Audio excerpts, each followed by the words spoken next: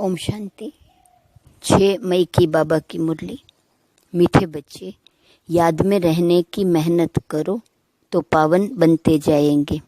अभी बाप तुम्हें पढ़ा रहे हैं, फिर साथ में ले जाएंगे। प्रश्न, कौन सा पैगाम तुम्हें सभी को देना है? उत्तर, अब घर चलना है, इसलिए पावन बनो। पतित पावन बाप कहते हैं, मुझे याद करो तो पावन बन जाएंगे। यह पैगाम सभी को दो। बाप ने अपना परिचय तुम बच्चों को दिया है। अब तुम्हारा कर्तव्य है बाप का शो करना। कहा भी जाता, सन सोज फादर। गीत, मरना तेरी गली में, जीना तेरी गली में। ओम शांति। बच्चों ने गीत का अर्थ सुना कि बाबा, हम आपकी रुद्रमाला में पिरो ही जाएंगे। यह गीत तो भक्ति मार्ग के बने हुए हैं। जो भी दुनिया में सामग्री है, जप तप पूजा पाठ, यह सब है भक्ति मार्ग। अभी रावण राज्य, ज्ञान राम राज्य। भक्ति है रावण राज्य, ज्ञान है राम राज्य। ज्ञान को कहा जाता है नॉलेज, पढ़ाई। भक्ति को पढ़ाई नहीं कहा जाता। उसमें कोई उद्देश्य नहीं कि हम क्या बनेंगे। भक्ति पढ़ाई नहीं है। राजयोग सीखना यह पढ़ाई है। पढ़ाई एक जगह स्कूल में पढ़ी जाती है। भक्ति में तो दर दर धक्के खाते हैं। पढ़ाई मना पढ़ाई, तो पढ़ाई पूरी रीति पढ़नी चाहिए। बच्चे जानते हैं हम स्टूडेंट हैं। बहुत हैं जो अपने को स्टूडेंट नहीं समझते हैं, क्योंकि पढ़ते ही नहीं हैं। न बाप को बाप समझते हैं, न शिव बाबा को सदगति दाता समझते हैं। ऐसे भी हैं बुद्धि में कुछ भी बैठता ही नहीं। राजधानी स्थापन होती है ना, उसमें सभी प्रकार के होते हैं। बाप आए ही हैं पतितों को पावन बनाने। बाप को बुलाते हैं, हे पतित पावन आओ। अब बाप कहते हैं पावन बनो। बाप को याद करो। हर एक को बाप का पैगाम देना है। इस समय भारत ही वैश्यालय है। पहले भारत ही शिवालय था। अभी दोनों ताज नहीं हैं। यह भी तुम बच्चे ही जानते हो। जब पतित पावन बाप कहते हैं मुझे याद करो तो तुम पतित से पावन बन जाएंगे। याद में ही मेहनत है। बहुत थोड़े हैं जो याद में रहते हैं। भक्तमाला भी थोड़ों की है ना। धना भगत, नारद, मीरा आदि का नाम है। इसमें भी सब तो नहीं आकर पढ़ेंगे। कल्प पहले जिन्होंने पढ़ा है वही आते हैं। कहते भी हैं बाबा, हम आपसे कल्प पहले भी मिले थे, पढ़ने अथवा याद की यात्रा सीखने। अभी बाप आए ही हैं तुम बच्चों को ले जाने। समझाते हैं तुम्हारी आत्मा पतित है, इसलिए बुलाते हो कि आकर पावन बनाओ। अब बाप कहते हैं मुझे याद करो, पवित्र बनो। बाप पढ़ाते हैं, फिर साथ में भी ले जाएंगे। बच्चों को अंदर बहुत खुशी होनी चाहिए। बाप पढ़ा रहे हैं। कृष्ण को बाप नहीं कहेंगे, कृष्ण को पतित पावन नहीं कहेंगे। यह किसको भी पता नहीं कि बाप किसको कहा जाता है और फिर वह ज्ञान कैसे देते हैं। यह तुम ही जानते हो। बाप अपना परिचय बच्चों को ही देते हैं। नए नए कोई बाप से मिल नहीं सकते। बाप कहेंगे संसोज फादर। बच्चे ही बाप का शो करेंगे। बाप को कोई से भी मिलने बात करने का नहीं है।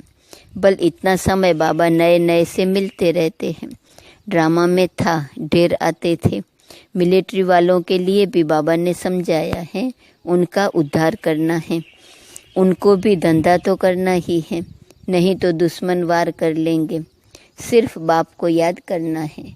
गीता में है, जो युद्ध के मैदान में शरीर छोड़ेंगे वह स्वर्ग में जाएंगे। परंतु ऐसे तो जा न सके। स्वर्ग स्थापन करने वाला भी जब आए तब ही जाएंगे। स्वर्ग क्या चीज है यह भी कोई नहीं जानते हैं।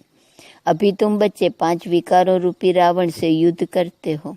बाप कहते हैं अशरीरी भव। अपने को आत्मा निश्चय कर मुझे याद करो। और कोई ऐसे कह न सके। सर्वशक्तिवान एक बाप के सिवाय कोई को कह नहीं सकते। ब्रह्मा विष्णु शंकर को श्री नहीं कह सकते। ऑलमाइटी एक ही बाप है। वर्ल्ड ऑलमाइटी अथॉरिटी, ज्ञान का सागर, एक बाप को ही कहा जाता है। यह जो साधु संत आदि हैं वह है शास्त्रों की अथॉरिटी। भक्ति की भी अथॉरिटी नहीं कहेंगे, शास्त्रों की अथॉरिटी है। उन्हों का सारा मदार शास्त्रों पर है। समझते हैं भक्ति का फल भगवान को देना है। भक्ति कब शुरू हुई कब पूरी होनी है यह पता नहीं है। भक्त समझते हैं भक्ति से भगवान राजी होगा, भगवान से मिलने की इच्छा रहती है, परंतु वह किसकी भक्ति से राजी होगा? जरूर उनकी ही भक्ति करेंगे तब तो राजी होगा ना। तुम शंकर की भक्ति करो तो बाप राजी कैसे होगा? क्या हनुमान की भक्ति करेंगे तो बाप राजी होगा? दीदार हो जाता है, बाकी मिलता कुछ नहीं है। बाप कहते हैं मैं बल साक्षात्कार कराता हूँ, परंतु ऐसे नहीं कि मेरे साथ आकर मिलेंगे, नहीं, तुम मेरे साथ मिलते हो। भगत भक्ति करते हैं भगवान से मिलने के लिए। कहते हैं पता नहीं कि भगवान किस रूप में आकर मिले, इसलिए उसे कहा जाता है ब्लाइंड फेथ। अभी तुम बाप से मिले हो, जानते हो वह निराकार बाप जब शरीर धारण करे तब ही अपना परिचय दे कि मैं तुम्हारा बाप हूँ। 5000 वर्ष पहले भी तुमको राज्य भाग्य दिया था, फिर तुमको 84 जन्म लेने पड़े। यह सृष्टि चक्र फिरता रहता है। द्वापर के बाद ही दूसरे धर्म आते हैं, अपना अपना धर्म आकर स्थापन करते हैं। इसमें कोई बड़ाई की बात नहीं है, बड़ाई किसकी भी नहीं है। ब्रह्मा की बड़ाई तब है जब बाप आकर प्रवेश करते हैं, नहीं तो यह धंधा करता था। इनको भी थोड़ी पता था मेरे में भगवान आएंगे। बाप ने प्रवेश कर समझाया है कि कैसे मैंने इनमें प्रवेश किया, कैसे इनको दिखाया। मेरा सो तुम्हारा, तुम्हारा सो मेरा। देख लो, तुम मेरे मददगार बनते हो अपने तन मन धन से, तो उनके एवज में तुमको यह मिलेगा। बाप कहते हैं मैं साधारण तन में प्रवेश करता हूँ जो अपने जन्मों को नहीं जानते, परंतु मैं कब आता हूँ कैसे आता हूँ यह किसको पता नहीं है। अब तुम देखते हो साधारण तन में बाप आए हैं, इन द्वारा हमको ज्ञान और योग सिखला रहे हैं। ज्ञान तो बहुत सहज है। नरक का फाटक बंद हो, स्वर्ग का फाटक कैसे खुलता है यह भी तुम जानते हो। द्वापर में रावण राज्य शुरू होता है, अर्थात नरक का द्वार खुलता है। नई और पुरानी दुनिया को आधा आधा में रखा जाता है। तो अब बाप कहते हैं मैं तुम बच्चों को पतित से पावन होने की युक्ति बताता हूँ। बाप को याद करो तो जन्म जन्मांतर के पाप नाश हो जाए।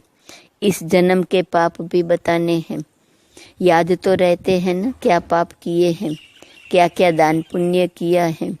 इसको अपने छोटेपन का पता है ना। श्री कृष्ण का ही नाम है सांवरा और गोरा, श्याम सुंदर। उनका अर्थ कभी कोई की बुद्धि में नहीं आएगा। नाम श्याम सुंदर है तो चित्र में काला बना दिया है। रघुनाथ के मंदिर में देखेंगे वहाँ भी काला। हनुमान का मंदिर देखो तो सबको काला बना देते हैं। यह है ही पतित दुनिया।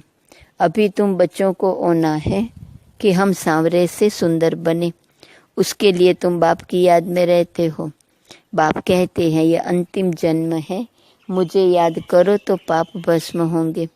जानते हैं बाप आए हैं ले जाने, तो जरूर शरीर यहाँ छोड़ेंगे। शरीर सहित थोड़े ही ले जाएंगे। पतित आत्माएं भी जा न सके। जरूर बाप पावन बनने की युक्ति बताएंगे। तो कहते हैं मुझे याद करो तो विकर्म विनाश हो। भक्ति मार्ग में है अंधश्रद्धा। शिव काशी कहते हैं, फिर कहते हैं शिव ने गंगा बहाई, भागीरथ से गंगा निकली। अब पानी माथे से कैसे निकलेगा?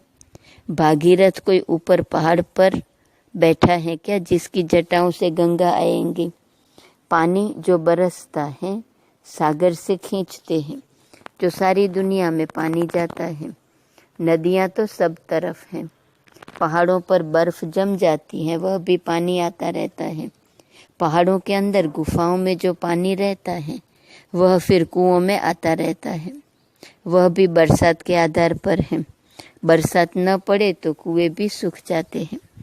कहते भी हैं बाबा हमको पावन बनाकर स्वर्ग में ले जाओ। आस ही स्वर्ग कृष्णपुरी की है, विष्णुपुरी का किसको पता नहीं है। श्री कृष्ण के मुरीद कहेंगे जहाँ देखो कृष्ण ही कृष्ण है। अरे जबकि परमात्मा सर्वव्यापी है तो क्यों नहीं कहते जिधर देखो परमात्मा ही परमात्मा है। परमात्मा के मुरीद फिर ऐसे कहते ये सब उनके ही रूप हैं, वही यह सारी लीला कर रहे हैं। भगवान ने रूप धरे हैं लीला करने के लिए, तो जरूर अभी लीला करेंगे ना। परमात्मा की दुनिया स्वर्ग में देखो, वहाँ गंध की कोई बात नहीं होती, यहाँ तो गंध ही गंध है। और फिर यहाँ तक कह देते परमात्मा सर्वव्यापी है, परमात्मा ही सुख देते हैं। बच्चा आया सुख हुआ, मरा तो दुख होगा। अरे भगवान ने तुमको चीज दी फिर ली, तो इसमें तुमको रोने की क्या दरकार है। सतयुग में यह रोने आदि का दुख होता नहीं। मोहजित राजा का दृष्टांत दिखाया है, यह सब है झूठे दृष्टांत, उनमें कोई सार नहीं है। सतयुग में ऋषि मुनि होते नहीं, और यहाँ भी ऐसी बात हो नहीं सकती, ऐसा कोई मोहजित राजा हो नहीं सकता। भगवान उवाच यादव कौरव पांडव क्या करत भय, तुम्हारा बाप से योग है। बाप कहते हैं मैं तुम बच्चों द्वारा भारत को स्वर्ग बनाता हूँ। अब जो पवित्र बनते हैं वह पवित्र दुनिया के मालिक बनेंगे। कोई भी मिले उनको ये बोलो, भगवान कहते हैं मामेकम याद करो, मेरे से प्रीत लगाओ और कोई को याद ना करो। यह है अव्यभिचारी याद। यहाँ कोई जल आदि नहीं चढ़ाना है। भक्ति मार्ग में ये धंधा आदि करते याद करते थे ना। गुरु लोग भी कहते हैं मुझे याद करो, अपने पति को याद नहीं करो। तुम बच्चों को कितनी बातें समझाते हैं, मूल बात है सभी को पैगाम दो। बाबा कहते हैं मामेकम याद करो, यह पैगाम यह मैसेज सबको दो। बाबा माना ही भगवान, भगवान तो निराकार है। श्री कृष्ण को सब भगवान नहीं कहेंगे, कृष्ण तो बच्चा है। शिव बाबा इसमें न होता तो तुम होते क्या। शिव बाबा ने इन द्वारा एडॉप्ट किया, अपना बनाया है। यह माता भी है पिता भी है। माता तो साकार में चाहिए ना, वह तो है ही पिता। तो ऐसी ऐसी बातें अच्छी रीति धारण करो। तुम बच्चों को कभी भी किसी बात में मूंझना नहीं है, पढ़ाई को कभी नहीं छोड़ना। कई बच्चे संग दोष में आकर रूठ कर अपनी पाठशाला खोल देते हैं। अगर आपस में लड़ झगड़ कर जाए अपनी पाठशाला खोली तो मूर्खपना है। रूठते हैं तो पाठशाला खोलने के लायक ही नहीं है। वह दे अभिमान तुम्हारा चलेगा ही नहीं, क्योंकि बुद्धि में तो दुश्मनी है, तो वह याद आएंगे। कुछ भी किसको समझा नहीं सकेंगे। ऐसे भी होता है, जिसको ज्ञान देते हैं वह तीखे चले जाते हैं, खुद गिर पड़ते हैं। खुद भी समझते हैं मेरे से उनकी अवस्था अच्छी है। पढ़ने वाला राजा बन जाए और पढ़ाने वाला दास दासी बन जाते हैं। ऐसे ऐसे भी हैं। पुरुषार्थ कर बाप के गले का हार बनना है। बाबा जीते जी मैं आपका बना हूँ, बाप की याद से ही बेड़ा पार होना है। अच्छा, मीठे मीठे सिकिलदे बच्चों प्रति माता पिता बाप दादा का याद प्यार और गुड मॉर्निंग।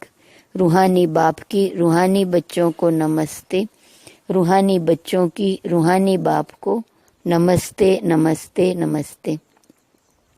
धारणा के लिए मुख्य सार, पहली पॉइंट, कभी किसी बात में मूंझना नहीं है। आपस में रूठकर पढ़ाई नहीं छोड़नी है। दुश्मनी बनाना भी देह अभिमान है। संग दोष से अपनी बहुत बहुत संभाल करनी है। पावन बनना है। अपनी चलन से बाप का सो करना है। दूसरी पॉइंट, प्रीत बुद्धि बन एक बाप की अव्यभिचारी याद में रहना है। तन मन धन से बाप के कार्य में मददगार बनना है। वरदान, न्यारे और प्यारे बनने का राज जानकर राजी रहने वाले राजयुक्त भव। जो बच्चे प्रवृत्ति में रहते न्यारे और प्यारे बनने का राज जानते हैं, वह सदा स्वयं से राजी रहते हैं, प्रवृत्ति को भी राजी रखते हैं। साथ साथ सच्ची दिल होने के कारण साहेब भी सदैव उन पर राजी रहता है। ऐसे राजी रहने वाले राजयुक्त बच्चों को अपने प्रति व अन्य किसी के प्रति किसी को काजी बनाने की जरूरत नहीं रहती, क्योंकि वह अपना फैसला अपने आप कर लेते हैं। इसलिए इन्हें किसी को काजी, वकील या जज बनाने की जरूरत ही नहीं।